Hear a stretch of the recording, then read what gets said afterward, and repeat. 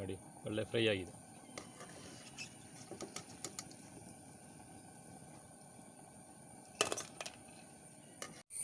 ಎಲ್ಲರಿಗೂ ನಮಸ್ಕಾರ.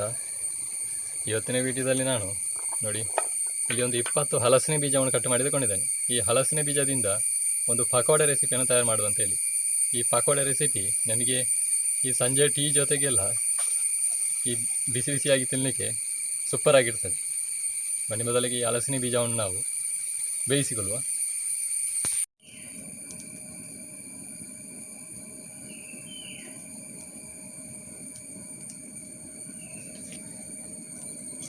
ನೋಡಿ ಇವಾಗ ಒಂದು ಪಾತ್ರೆಯಲ್ಲಿ ನೀರನ್ನು ಹಾಕಿ ಒಲೆ ಮೇಲೆ ಇಟ್ಟಿದ್ದೇನೆ. ಇವಾಗ ಇದಕ್ಕೆ ಕಟ್ ಮಾಡಿ ಇತ್ತಂತ ಹಲಸಿನ ಬೀಜನ ಹಾಕಿದ್ರು.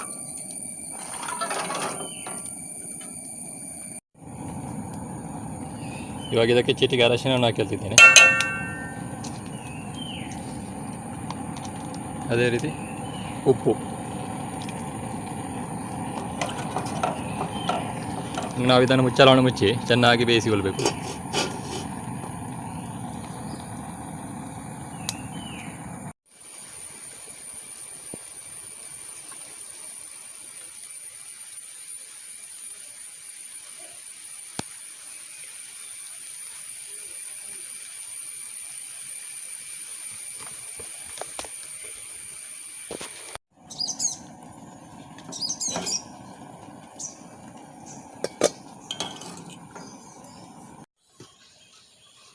ನೋಡಿ ಇವಾಗ ಹಲಸಿನ ಬೀಜ ಸ್ಮ್ಯಾಶ್ ಆಗ್ತಾ ಇದೆ.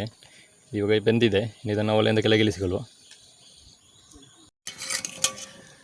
ನೋಡಿ ಇವಾಗ ನಾನು ಬೇಯಿಸಿದಂಥ ಹಲಸಿನ ಬೀಜವನ್ನು ಬಿಸಿ ನೀರಿನಿಂದ ತೆಗೆದು ನೋಡಿ ತಣ್ಣೀರು ಇರುವಂಥ ಒಂದು ಪಾತ್ರೆಗೆ ಹಾಕಿದ್ದೇನೆ.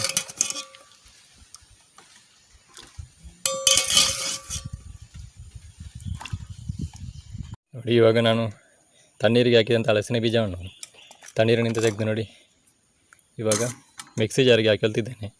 ನಾವು ಇದನ್ನು ಮಿಕ್ಸಿ ಜಾರಿಗೆ ಹಾಕಿ ಚೆನ್ನಾಗಿ ಗ್ರೈಂಡ್ ಮಾಡಿಕೊಳ್ಬೇಕು.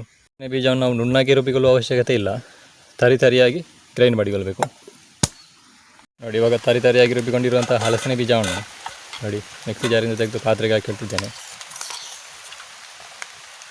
ಇವಾಗ ನಾವು ಈ ಹಲಸಿನ ಬೀಜದ ಪಕೋಡವನ್ನು ತಯಾರಿಸಲಿಕ್ಕೆ ಬೇಕಾಗಿರುವಂತಹ ಇಂಗ್ರೀಡಿಯೆಂಟ್ಸ್ ಎಲ್ಲ ಇದಕ್ಕೆ ಹಾಕಿಲ್ವ. ನೋಡಿ ಇವಾಗಲೇ ನಾವು ಹಲಸಿನ ಬೀಜವನ್ನು ತರಿಯಾಗಿ ರುಬ್ಬಿಕೊಂಡು ತಂದಿದ್ದೇವೆ. ಇವಾಗ ಒಂದು ನೀರುಳ್ಳಿಯನ್ನು ಸಣ್ಣದಾಗಿ ಹೆಚ್ಚಿಕೊಂಡಿದ್ದೇನೆ. ಇವಾಗ ಇದಕ್ಕೆ ಸೇರಿಸಿಕೊಳ್ಳುವ.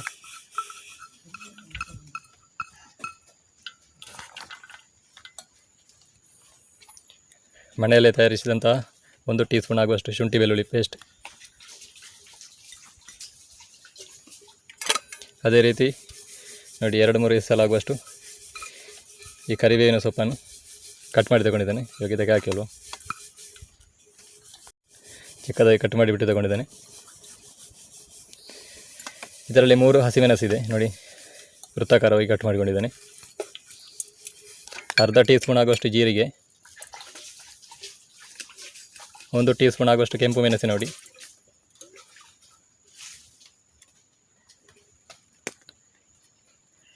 ಅರ್ಧ ಟೀ ಸ್ಪೂನ್ ಆಗುವಷ್ಟು ಪೆಪ್ಪರ್ ಕಾಳು ಮೆಣಸಿನ ನೋಡಿ. ಅದೇ ರೀತಿ ಇದಕ್ಕೆ ಚಿಟಿಕೆ ಇಂಗನ್ನು ಹಾಕಿ ಹೇಳ್ತಿದ್ದೇನೆ.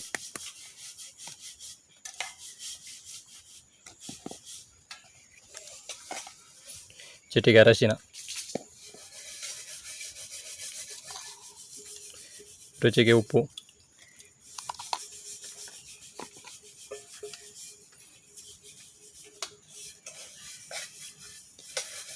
ಒಂದು ಅರ್ಧ ಟೀ ಸ್ಪೂನ್ ಆಗುವಷ್ಟು ಗರಂ ಮಸಾಲ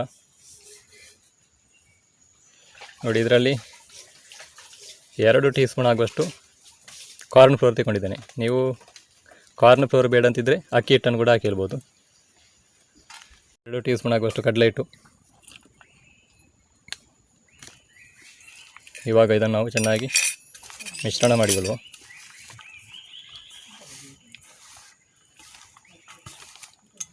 ಇವಾಗ ಸ್ವಲ್ಪ ನೀರನ್ನು ಆ್ಯಡ್ ಮಾಡಿಕೊಳ್ಳುವ.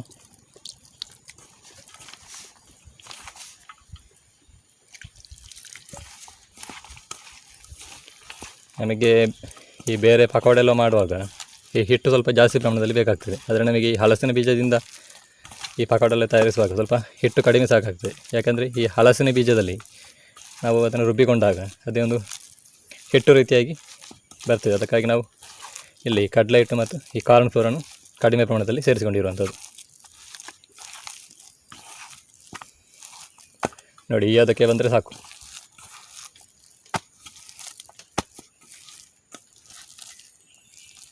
ನಮಗೆ ಎಣ್ಣೆಯಲ್ಲಿ ನೋಡಿ ಈ ರೀತಿಯಾಗಿ ತೆಗೆದು ಬಿಡಲಿಕ್ಕೆ ನೋಡಿ ಎಷ್ಟು ಗಟ್ಟಿಯಾಗಿ ಕಲಿಸಿಕೊಳ್ಬೇಕು. ನೋಡಿ ಇವಾಗಲೇ ನಾವು ಬಾಣಲೆಯಲ್ಲಿ ಎಣ್ಣೆಯನ್ನು ಬಿಸಿಯಾಗಲಿ ಇಟ್ಟಿದ್ದೇನೆ.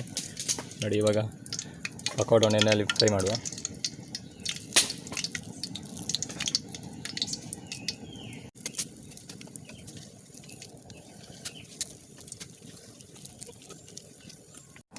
ನೋಡಿ ಇವಾಗ ಒಂದೆರಡು ನಿಮಿಷ ಬೆಂದ ನಂತರ ನಾವು ಈ ಪಕೋಡವನ್ನು ತಿರುವಿ ಹಾಕಿ ಅಲ್ವ.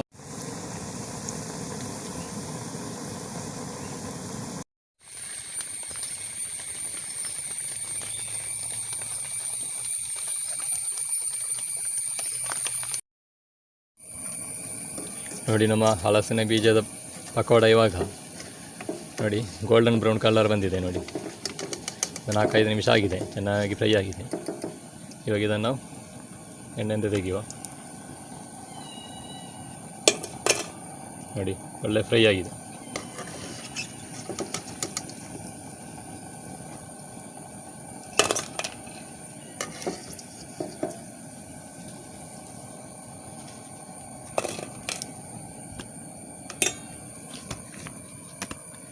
ನಾವು ಇನ್ನುಳಿದಂಥ ಪಕೋಡವನ್ನು ಕೂಡ ಅದೇ ರೀತಿ ಎಣ್ಣೆಯಲ್ಲಿ ಬಿಡುವ. ಇವಾಗ ಹಲಸಿನ ಬೀಜದ ಪಕೋಡವನ್ನು ಟೇಸ್ಟ್ ನೋಡುವಂಥ ಸಮಯ.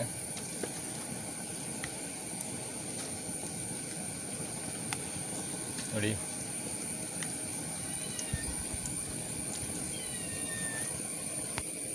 ನೋಡಿ ನಮ್ಮ ಗರಿಯಾದಂಥ ಹಲಸಿನ ಬೀಜದ ಪಕೋಡ ತಯಾರಾಗಿದೆ. ನೋಡಿ ಹೊರಭಾಗದಲ್ಲಿ ಕ್ರಿಸ್ಪಿಯಾಗಿ, ಒಳಭಾಗದಲ್ಲಿ ಸಂಜೆ ಟೀ ಜೊತೆಗೆಲ್ಲ ಯಾವ ರೀತಿಯಾಗಿ ಬಂದಿದೆ. ಬೆಸ್ಟ್ ಆಗಿರುವಂಥ ಒಂದು ಸ್ನ್ಯಾಕ್ಸ್ ರೆಸಿಪಿ. ಹಾಗೆ ನಿಮಗೆ ಇವತ್ತಿನ ವಿಡಿಯೋ ಇಷ್ಟ ಆಗಿದ್ದರೆ ವಿಡಿಯೋಗೊಂದು ಲೈಕ್ ಮಾಡಿ, ಶೇರ್ ಮಾಡಿ, ನಿಮ್ಮ ಅನಿಸಿಕೆ ಅಭಿಪ್ರಾಯ ಕಮೆಂಟ್ ಮಾಡಿ ಅಂತ ಹೇಳ್ತಾ ಇವತ್ತಿನ ವಿಡಿಯೋ ನಾನು ಇಲ್ಲಿಗೆ ಕೊನೆಗೊಳಿಸ್ತಿದ್ದೇನೆ. ಮುಂದೆ ಇದೇ ರೀತಿಯ ರೆಸಿಪಿ ವಿಡಿಯೋದೊಂದಿಗೆ ನಿಮ್ಮೆಲ್ಲರನ್ನು ಭೇಟಿ ಮಾಡಿದ್ದೇನೆ ಅಂತ ಹೇಳ್ತಾ ಅಲ್ಲಿಯವರೆಗೆಲ್ಲರಿಗೂ ನಮಸ್ಕಾರ.